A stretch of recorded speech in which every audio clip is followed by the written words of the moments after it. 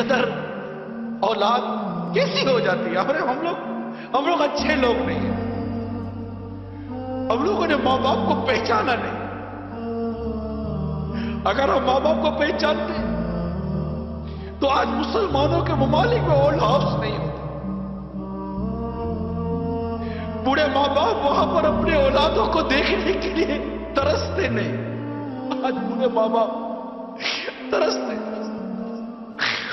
شادیاں کروا دیتے کہ اولاد الگ ہو جائے، مگر یہ شادی کے بعد بیوی بچوں کی محبت میں اتنی گم ہو جاتی ہے کہ اس کو ماں باپ کی قدر و منزلت نہیں دیتے، ماں باپ کا ادب و احترام باقی نہیں،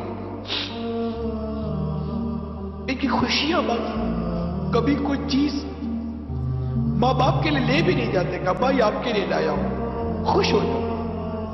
باپ کو جو چیز پسند نہیں کبھی بھول کر تو صبح ہو یا دوپہر یا رات میں لے جاؤ۔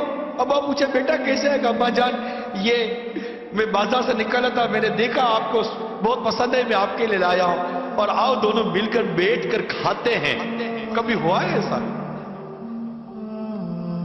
باپ جب نکلتا تھا تو آپ کی پسند کا پھل لاتا تھا کہ میرے بیٹے کو آم پسند ہے، نہیں میرے بیٹے کو کیلا پسند ہے، میرے بیٹے کو سیب پسند ہے۔ آج ماں باپ کے آگے ٹھنڈا کھانا رکھ دیتے ہو، اور ماں باپ اس دن کو یاد کرو جب بیٹا کہتا تھا امی آج کڑھائی کھانے کا جی چاہ رہا ہے۔ ماں کی طبیعت ٹھیک ہو یا نہ ہو تم کڑھائی پکا کر کھلاتی تھی، ہوٹل دی، وہ ماں کو باورچی نہیں تھی، نہیں امی یہ پسند نہیں ہے، میں نے آج انڈا کھانا ہے، اس کے لیے یہ انڈا بنایا، میرے لیے وہ انڈا بنا کر دو۔ تمہیں دو قسم کے انڈے بنا کر تمہاری ماں کھلاتی تھی۔ آج تو گھر کا سامان لاتے تو بیوی بچوں کے لیے چھپا کر لاتے کہ ماں باپ دیکھ نہ لے، کہ ماں باپ یہ سامان دیکھیں گے تو کہیں گے بیٹا کہاں سے لائے ہو؟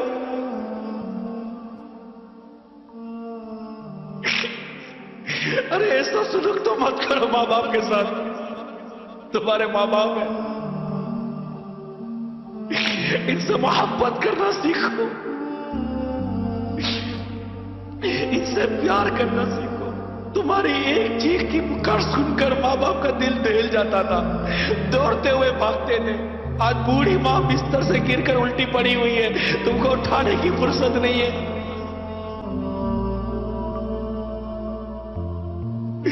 ماں سو نہیں سکتی صحیح، میں تیری خدمت کروں کہ کام کروں، لیکن تمہاری ماں نے تم کو کہا تھا کہ بیٹا میں باورچی میں کھانا پکاؤ کہ تیرا خیال رکھوں۔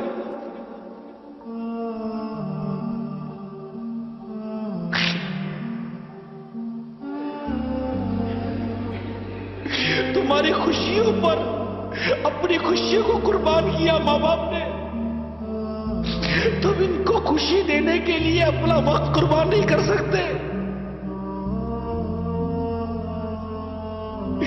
ماں باپ ترستے ہیں کہ ہمارا بیٹا ہمارے پاس دو گھڑی بیٹھ کر محبت بڑی بات کر کر تو جائے، مگر تمہارے پاس ماں باپ کے لیے وقت نہیں۔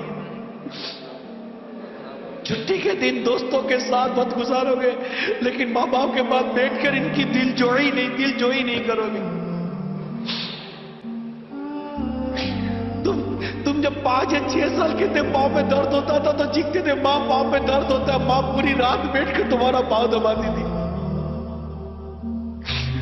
باپ تمہارا سر دباتا تھا، بخار ہوتا تھا تو پانی والے کپڑا کر کے رات بھر تمہاری پیشانی میں رکھتے تھے، دن میں 12 مرتبہ تمہارا بخار چیک کرتے تھے، تمہاری گندگی صاف کرتے تھے۔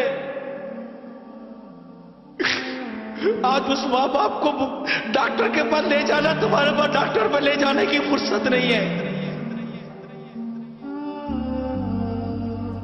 ماں باپ اپنا سامان بیچ کر اپنا علاج کروا رہے ہیں،